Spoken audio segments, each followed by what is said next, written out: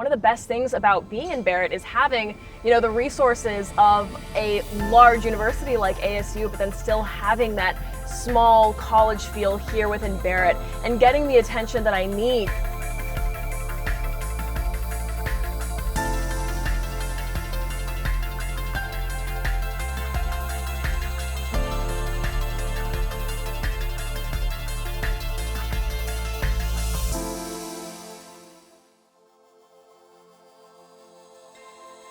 So Amber, how has being in Barrett helped you reach your goals academically, personally, and professionally?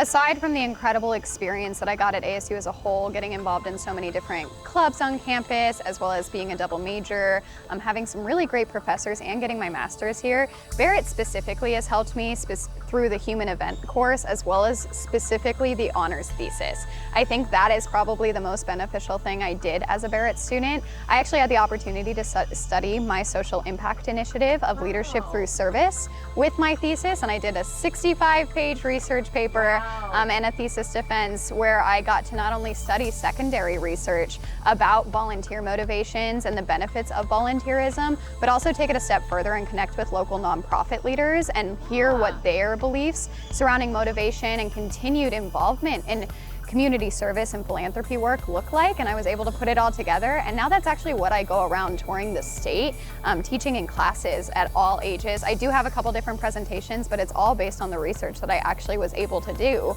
within my honors thesis. Wow, that is so awesome. And then with that, I'm just curious, so what did you study when you were here at ASU? So I was a business law and political science major, and then I was able to get my master's in legal studies. Wow, that's awesome. Thanks. So I mean, being able to double major and get your master's, I think that Barrett is definitely a huge thing that helps you with that, right? Absolutely, it was a huge part. And I'm sure you've experienced a lot of benefits too. I mean, being a student here. Yeah, 100%. I would say that one of the best things about being in Barrett is having, the resources of a large university like ASU, but then still having that small college feel here within Barrett and getting the attention that I need, with having my honors advisor and, having such awesome honors faculty. I think that that's something that I wouldn't have been able to get if I weren't in Barrett at such a huge university like this. So I think that being in Barrett also kind of helps me stand out from other students because, going to a state school, when I'm going to be applying to PA school, I think that kind of having that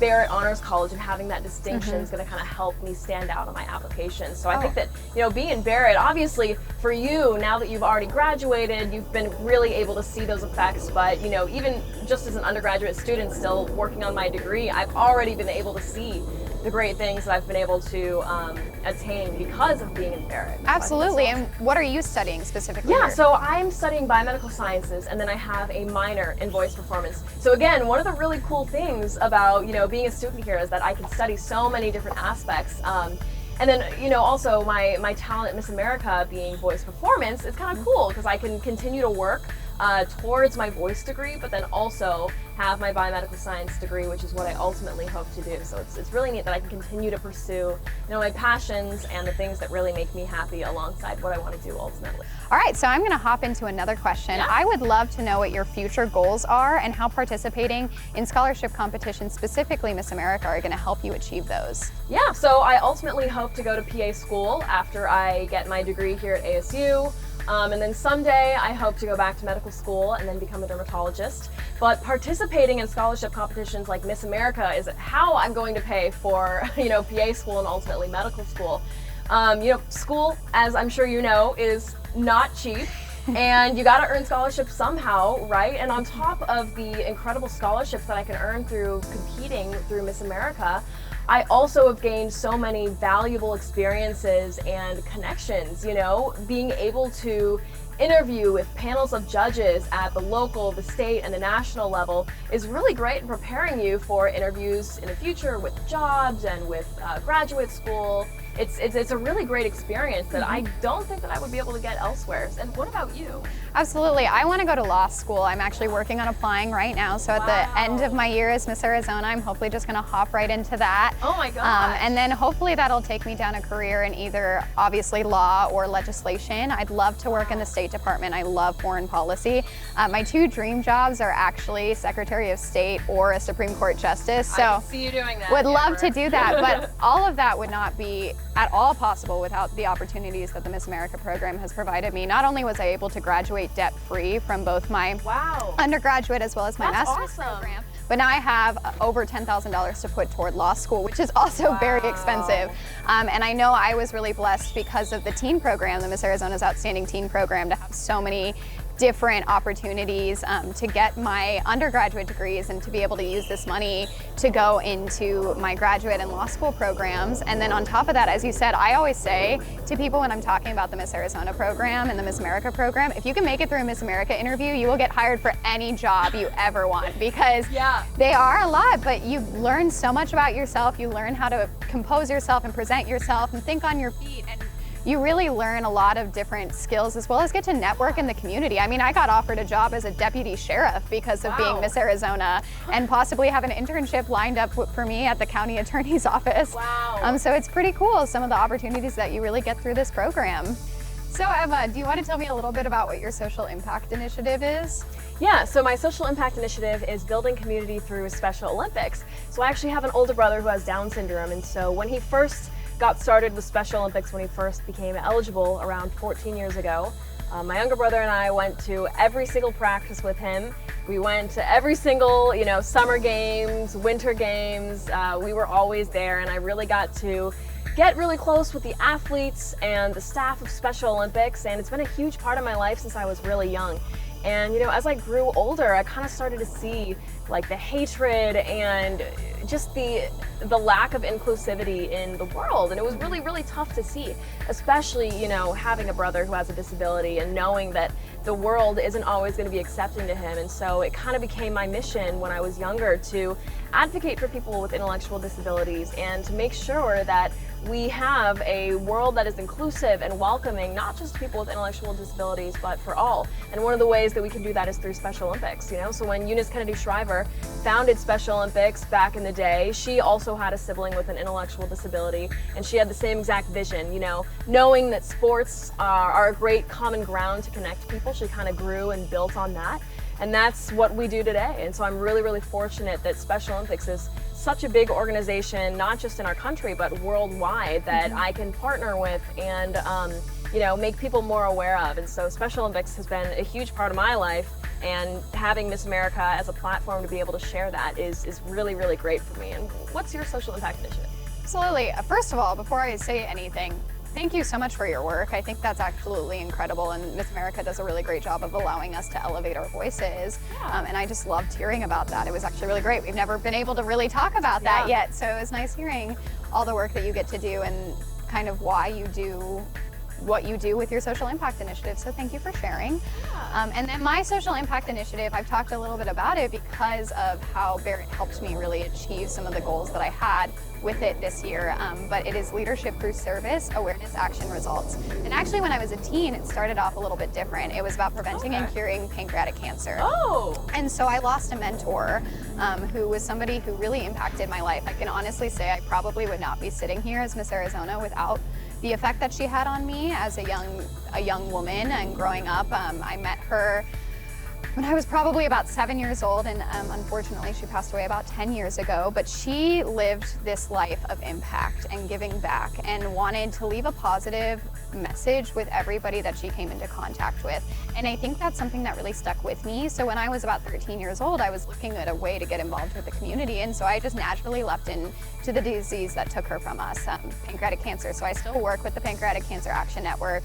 I do all of their communications, and I love that cause. But as I got into high school, college, through the Miss America program, and then specifically I mentored a young girl whose father had been diagnosed with pancreatic cancer, and helped her learn how to rely on her support network and helped her learn how to take control of a situation that often feels like there's no power to be had. And seeing that helped me realize the effect that I could have if other people, even no matter what cause was affecting them or no matter what issue they had going on in their life, if other people could find a way to take service and really take control of those situations and give back to a cause that mattered to them, then we'd be making an even bigger difference in this world. And ultimately, my goal is to have a lasting ripple effect that will impact countless individuals, communities, and ultimately the world at large for generations to come by matching people's motivations and raising awareness for different causes, encouraging them to take action, and then showing them the results so hopefully they want to continue to get involved and continue to give back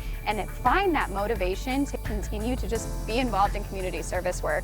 Seeing the personal benefits, the professional benefits, as well as the community benefits has really helped this. And so I've been really thankful to tour the state of Arizona, speaking to different schools about this initiative and exactly how to kind of match those volunteer motivations, as well as how to find volunteer opportunities, as well as each month I get to pair up with a different nonprofit and raise awareness for their cause and hopefully find a way to spread enough awareness about different nonprofits and community service opportunities that people are finding what pancreatic cancer was to me, that thing that drives them to continue to stay involved. And I've been really thankful to have Miss America to allow me to elevate this platform, raise over $300,000, volunteer over 1,000 hours locally and annually, and that has just been absolutely incredible. And then to see young people in the community doing the same thing because they're finding those causes that they're passionate about and they want to make a big difference in. So the next question we have is, what do you do to manage your academic, extracurricular, and competition activities? And given your busy schedule, what do you do that kind of helps keep you on track?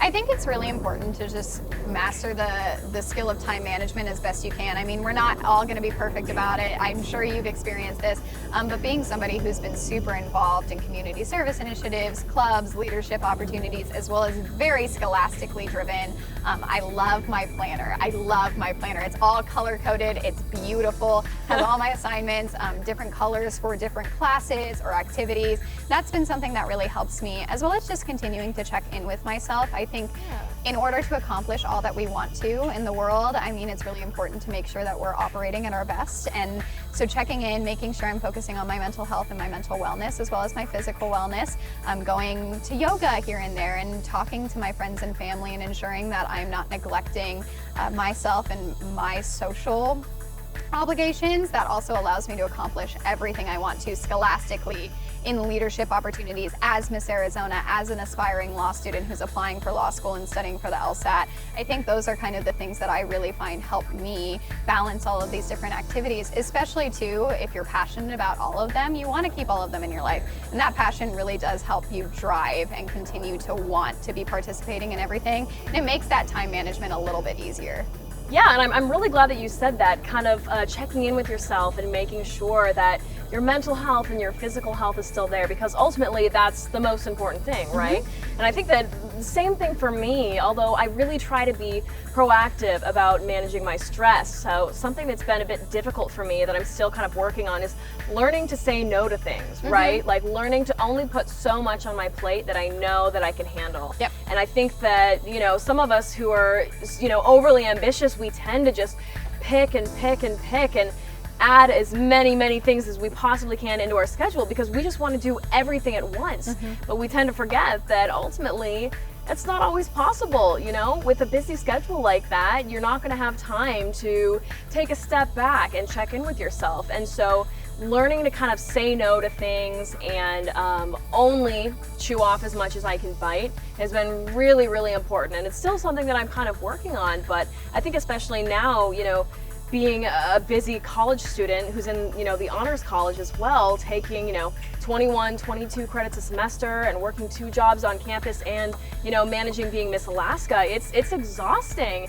And so now more than ever, I have to make sure that I'm managing my time well and only doing as many activities as I know that I'll be able to manage. So I think that that's definitely been really important for me. That's really important. That's really great advice, especially for people who are going through college, getting involved. Because in high school, it seemed all a little bit easier, you know? Yeah. You could do everything you really wanted to, but in college you do have to prioritize, and it is important to know you can say no to different things and to prioritize those opportunities that are really, really important to you. Yeah, and I think another important thing to bring up is that it doesn't make you a weaker person, right? You know, quitting something, maybe like quitting a job if it's becoming too overwhelming, that doesn't make you weak, right? Ultimately, it means that you're strong because you're putting yourself first and you're making sure that your mental health is prioritized. So I think that that's another really important distinction to make. So another question I have is, what message do you have for young women who may be interested in pursuing higher education and participating in scholarship competitions like Miss America? Now, I have been talking about this a lot actually, because I've been on a little bit of a Greek tour as well as the school tour, going to different chapters, not just at ASU but at all campuses in Arizona, and talking to women about getting involved in the Miss America program as well as education and scholarship opportunities that they may have. And I always say, dive in head first. Just jump in, just try it out. You might be skeptical, you might be on the fence, you might not know if it's the right fit for you, but ultimately I have seen so many women, as I said, of all different backgrounds really be able to thrive in Miss America as well as getting higher education. So just pushing themselves, taking that risk, taking that first step, and bridging that gap between what they think they can do and what they actually can do, I think is my biggest piece of advice. You know, stepping a little bit out of your comfort zone could have such incredible benefits, and it's benefited me so much in so many different ways, not just with Miss America, but being involved on campus at ASU, getting my master's at ASU when the pandemic was going on. That was definitely out of my comfort zone, but you know, I pushed myself to do it, and I am ultimately so much better off because I did. And I think that's what I would tell every woman who's really looking to get involved in either pursuing even higher education or being a part of the Miss America program. Yeah, I completely agree. I think one of my most important life mottos that I live by is YOLO. You only live once, right? Like, so what, true. Exactly. Like, what can you lose from going to college, right? What can you lose from competing in a Miss America scholarship competition, right? Having those experiences are really just once in a lifetime opportunities, right? Mm-hmm. And I think about when I first competed at Miss Anchorage's Outstanding Teen. It was a really just quick decision. I decided, let's compete in a scholarship competition, compete in a Miss America competition.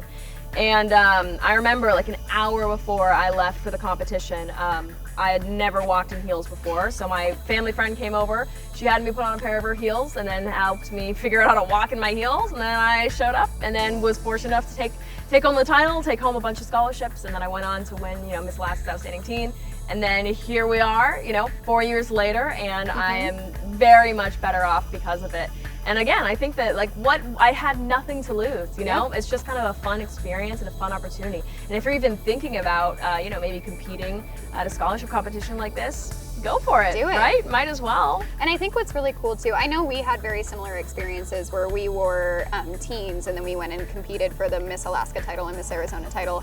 But I can tell from my year as Miss Arizona's Outstanding Teen, my Miss Arizona had never even considered doing something like this. And was just reached out to by a close friend who ran a local competition here in Arizona, and she went on to capture the title of Miss Phoenix in her first year, and who knew that she would go on and continue that journey and capture the title of Miss America, or Miss Arizona, and actually get the opportunity to compete at Miss America when it is something that hadn't even been on her mind. And Camille talked about that a little bit too. I don't know if you've seen her interview, but she had a really great story about how she had kind of been on the fence about competing for a while, didn't know what was going to happen if she didn't feel completely confident in the talent portion, and found a really creative way to bring her passions to the stage in the talent competition. Just, as I said, went for it, dove in head first, YOLO. Yeah. And competed in her first local, and in less than a year was crowned Miss America. Wow. And won the talent competition with a scientific demonstration, which was absolutely incredible. Yeah. Got so much great attention for the Miss America program as well as herself. And a year earlier, before competing at Miss America, she didn't even know she was going to do it. And I think that just shows that really anything can happen and everything happens for a reason. So if you're considering it at all, I always just tell people to go in head first and try it out, and they will be capable of achieving their greatness through this program, no matter what that looks like and no matter what opportunities that might come out of being in part of the Miss America program. And I think that was all the questions I had for you. Yeah, that was all the questions I had for you. Awesome. I mean, it was so much fun to actually come and sit down and talk with you. Yeah. And us being in such different parts of our life and our experiences here in Barrett, I just think it was really cool to kind of hear a little bit about your perspective. I know, yeah. I mean, especially since I'm, still a junior completing my undergraduate degree, getting to hear about all of the benefits that Barrett has had for you, once you've graduated and even gotten your master's degree. I mean, I think that's very inspiring for a student who's currently going through all of that right now and kind of feeling all the stresses of getting ready for my thesis and honors contracts and things like that. So it's kind of really inspiring for me to hear and really feel excited for my future, knowing that Barrett is going to be able to help me through all of these different aspects of my life. So I'm really glad that we were able to kind of talk about this, as well as our involvement with the Miss America organization. I always think it's really cool to hear the different perspectives of different people in this community, the Miss America community, as well as the Arizona State University community and the Barrett community. And it's really incredible what all you've been doing for your community in Alaska and here in Arizona and for the Barrett school and just everything you've been doing. And I know you're going to kill those honors contracts and that honors thesis. It'll be a piece of cake after everything you do. Yeah, and I mean, it's so great to actually get to sit down and talk with you about your story because, I had no idea all of this work that you were doing, right here, even just on our own college campus. I mean, that's so awesome, and I'm so glad that you're able to do all this incredible work. So thank you so much for all that you do, and thank you so much for being here to talk to me today. Absolutely, and thank you for coming here from Alaska to have school in Arizona, right? Be here at Barrett, and get this experience that I got to have too. And, I mean, I love ASU is seeing pretty great, right? It really what is. What can I say? It really is. Very thankful for all the opportunities I had here, and I'm sure you feel the same way. Yeah. Well, it was really great talking with you today. I'm so excited we get to go compete at the Miss America competition in less than a month and a half, and that's insane. 6 weeks or something like that. Can you believe it? Time just really flies, but it's nice having you in my own backyard too. And so, how crazy is that, having two Miss America candidates, not even just in the same state, but from the same school and like 15 minutes away from each other? Absolutely. So crazy. It's insane. It's a really great opportunity for us to really get to connect and do things like this. Exactly, yeah. Well, thank you again.